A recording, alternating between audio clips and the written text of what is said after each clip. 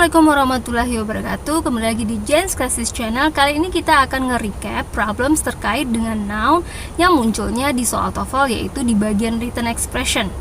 Jadi kalau ada kata benda di garis bawahi, ada beberapa hal yang harus kita cek. Contohnya kalau kata benda itu dalam bentuk plural atau dalam bentuk jamak. Jadi yang pertama kita cek, mungkin saja kata benda itu adalah uncountable tapi dalam bentuk jamak. Dan kita tahu uncountable itu hanya memiliki bentuk tunggal, singular saja, tanpa ada plural form, dengan arti kata tidak boleh ada pendapat S atau IS setelah kata benda uncountable.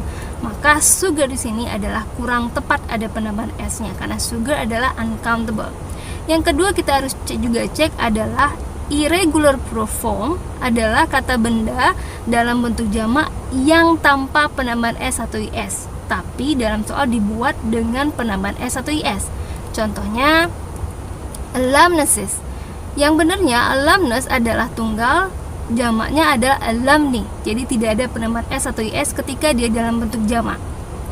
Yang ketiga, mungkin saja kata benda itu tunggal maupun jamak sama saja bentuknya. Maka 11% di sini salah karena persen baik dalam bentuk tunggal ataupun jamak tetap persen tanpa ada penambahan S atau IS. Kemudian kita juga harus cek apakah si kata benda dalam bentuk jamak itu compatible dengan quantifier-nya. Contohnya books di sini jamak tapi quantifier atau artikelnya adalah yang mana pasangannya harusnya kata benda tunggal. Yang terakhir kita juga harus cek kemungkinan bisa saja dia adalah compound noun, yaitu dua kata benda yang datang beriringan, di mana kata benda pertama berfungsi sebagai kata sifat. Maka kalau dia sebagai kata sifat tidak boleh ditambahkan S atau IS.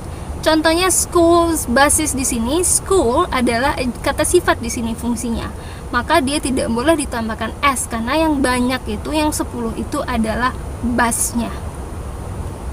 Nah, kalau kata bendanya dalam bentuk tunggal, kita cuma ngecek satu aja, yaitu apakah dia compatible dengan quantifier-nya. Contohnya book.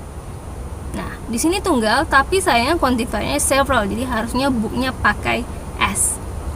Nah, yang terakhir, ketika kata benda itu memakai suffix, maka kita harus waspadai mungkin saja meaning dan bentuknya itu berlawanan. Misalnya meaningnya orang tapi bentuk suffixnya benda mati, atau sebaliknya. Contohnya teaching, coba kita cek berakhiran ing adalah kata benda mati.